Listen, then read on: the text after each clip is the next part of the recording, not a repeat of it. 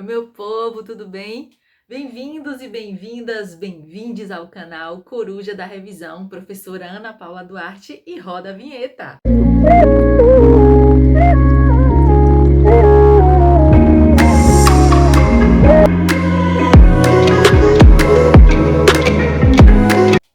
Uma das coisas maravilhosas de se ter um canal no YouTube é que você pode ser tendenciosa. Nesse caso, estou sendo aqui nesse vídeo mais uma vez. Por quê? Porque hoje o assunto é língua portuguesa. Eu sou apaixonada pela língua portuguesa, inclusive por plantas também. Eu já quero começar esse vídeo pedindo a você para contribuir com o nosso ritual de crescimento do canal. Como é esse ritual, Ana Paula? Que história é essa de ritual de crescimento do canal? Uma coisa que eu inventei para pedir o seu like, para pedir que você que ainda não se inscreveu no canal se inscreva e para pedir que você compartilhe esse vídeo, porque assim você ajuda no engajamento e contribui para o crescimento do canal. É esse o nosso ritual. Gostaria de pedir também para você acompanhar a Coruja da Revisão lá no Instagram. Vou deixar aqui embaixo o arroba para que você possa acompanhar e seguir também a Coruja lá, tá? A gente posta conteúdos diariamente. De hoje, dentro desse tema que eu falei, língua portuguesa, tem uma pergunta norteadora muito importante para a gente chegar ao final do debate e vocês vão entender. Então, essa pergunta norteadora, eu vou pedir que vocês respondam nos comentários para a gente poder interagir um pouco. Mas eu já vou trazer uma reflexão sobre ela antes de ler os comentários de vocês, obviamente. Então, depois eu vou voltar lá para dialogar um pouco com vocês também, porque eu quero interagir, não só aqui assim, engessadamente, mas lá nos comentários. Então, gente, a pergunta norteadora é: quantas oportunidades você já perdeu na vida por não dominar a língua portuguesa ou por achar que não domina a língua portuguesa? Essa pergunta gera reflexões importantes. A primeira delas é que o objetivo desse vídeo é desmistificar a ideia de que quem é brasileiro, quem é brasileira, não domina ou não conhece língua portuguesa. Vamos acabar com essa história e nunca mais eu quero ouvir ninguém dizendo não domino português ou não domino a língua portuguesa, ok? Por quê? Porque se você nasceu neste solo brasileiro, você aprende, né, no seu desenvolvimento, ao longo das etapas, aprende a se comunicar através da língua portuguesa, que é a língua que está aí, né, em todos os espaços onde a gente interage, né, nos vários espaços sociais e familiares também. Então, todo mundo que vive aqui, que nasceu aqui, aprende a falar a língua portuguesa. As línguas oficiais no Brasil são língua portuguesa e a língua brasileira de sinais para os surdos. Então, são essas duas línguas oficiais. O Brasil, tecnicamente, é considerado um país bilíngue por ter essas duas línguas. Mas, infelizmente, na prática, isso não acontece, porque para ser bilíngue, todas as pessoas deveriam conhecer e praticar a língua brasileira de sinais. Isso é outra questão que acho que é importante pontuar aqui também, para que a gente busque conhecer mais da língua brasileira de sinais, para que a gente possa se comunicar com a comunidade surda. Isso é muito importante também. Voltando para a língua portuguesa, ela tem duas variantes. E são essas duas variantes que vão pautar hoje o nosso debate, tá? A primeira variante que eu queria falar com vocês é a norma culta da língua portuguesa. E a segunda variante é a linguagem coloquial. A norma culta da língua, o nome já diz, norma, ela é aquela parte mais formal, aquela variante, modalidade mais formal da língua, onde a gente vai utilizar regras, as normas. Ela é socialmente mais privilegiada, então quem domina a norma culta da língua vai ter mais status social, status intelectual, vai poder transitar em determinados espaços privilegiados. Portanto, quem domina a norma culta da língua é e está em situação de privilégio referente, né, em comparação com os outros falantes da língua que dominam mais a forma coloquial, ou seja, a linguagem mais popular. Porque se a gente fala que uma parcela da população pequena domina mais a norma culta, é porque uma grande maioria não tem acesso, né? Então, essa população menor, ela é mais privilegiada, ela teve mais oportunidades. Olhando para a realidade, né, do nosso país, a formação, né, como iniciou o processo formativo educacional no nosso país, ele já dá conta de diversas desigualdades, né, e exclusões. Então, a língua, como ela também é social, ela reflete isso também. E ela também possui intencionalidades. Então, quem domina a norma culta da língua está em situação de privilégio sobre quem não domina esta norma. Já quem fala e utiliza muito mais e domina bem a variante popular, que é a linguagem coloquial, que está aí na sociedade, em todos os espaços, e que oportuniza que você se comunique sem estar se preocupando com as regras, com as normas, busque mais interatividade, rapidez na comunicação e também por não se preocupar tanto com as normas e regras, vão desviar da norma culta da língua. Então, vamos desmistificar aquela ideia de que existe erro de português. Não existe erro de português. Não deixe nunca mais ninguém dizer que você errou o português. Você apenas desviou da norma culta da língua ao utilizar uma linguagem mais popular e mais coloquial. E aí vocês podem me perguntar, mas Ana Paula, de onde surgiu essa ideia de erro e por que ela surgiu?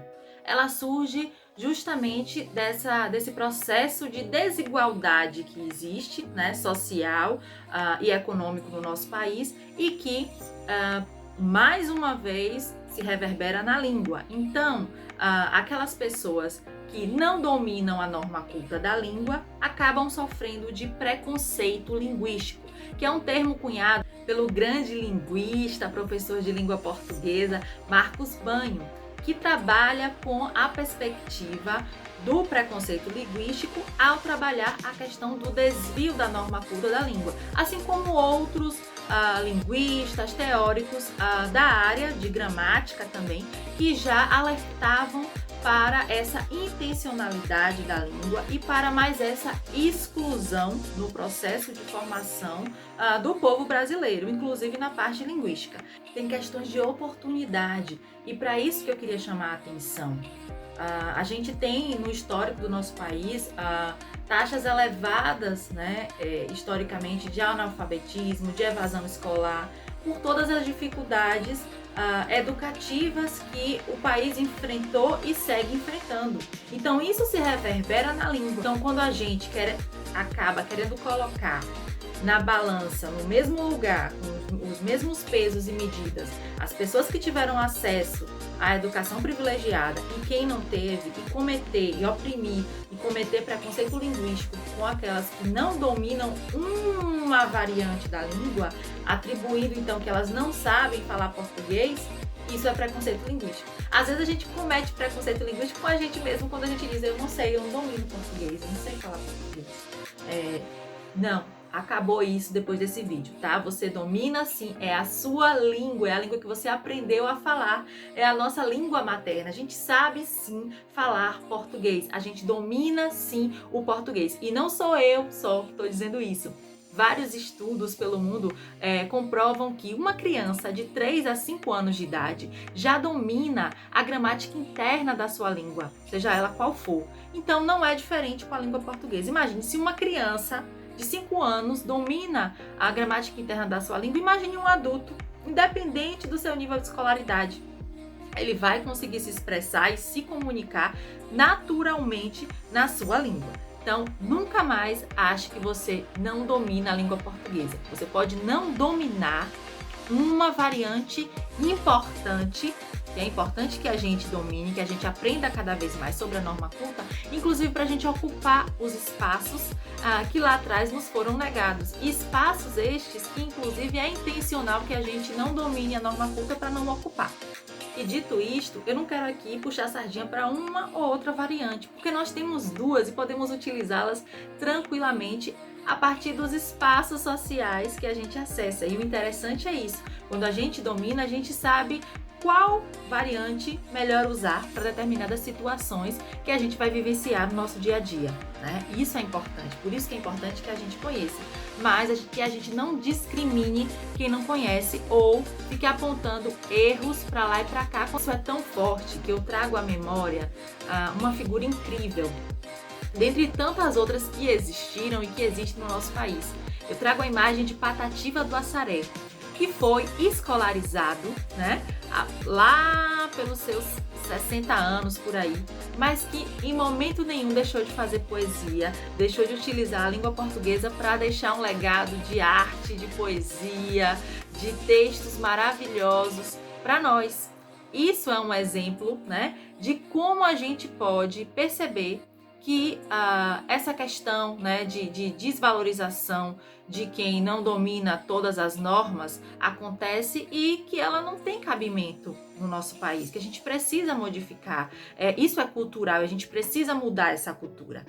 Tem uma frase de Patativa que eu quero trazer para cá, para a gente refletir um pouco, porque ela traz muita coisa para a vida, né? Para a vida pessoal, para a vida profissional, enfim, que diz assim: melhor dizer nós vai e saber para onde ir, do que dizer nós vamos e não saber para onde ir.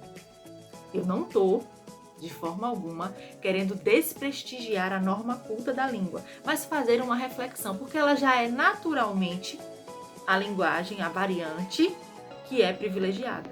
Então a ideia é que a gente possa trazer as pessoas para cada vez mais acessarem essa variante, que é a norma culta, que é sim mais difícil, porque tem regras, porque tem normas, né? Porque precisa se debruçar, aprofundar um pouco mais realmente. E para isso precisa acessar diversos conhecimentos que muita gente não conseguiu acessar por falta de oportunidade, trazendo a atenção para essa outra variante, que é a linguagem coloquial, que é tão importante quanto a norma culta da língua, e que elas duas que dão movimento e vida, né, para que essa língua evolua, né, e siga encantando. E para você que quer conhecer um pouco mais, quer aprofundar mais sobre essa questão da variante culta e da variante coloquial, eu vou deixar aqui na descrição do vídeo alguns autores gramáticos, teóricos, que vão poder te dar subsídios teóricos para que você pesquise. Aqui eu vou te dar a isca, né, e você vai atrás,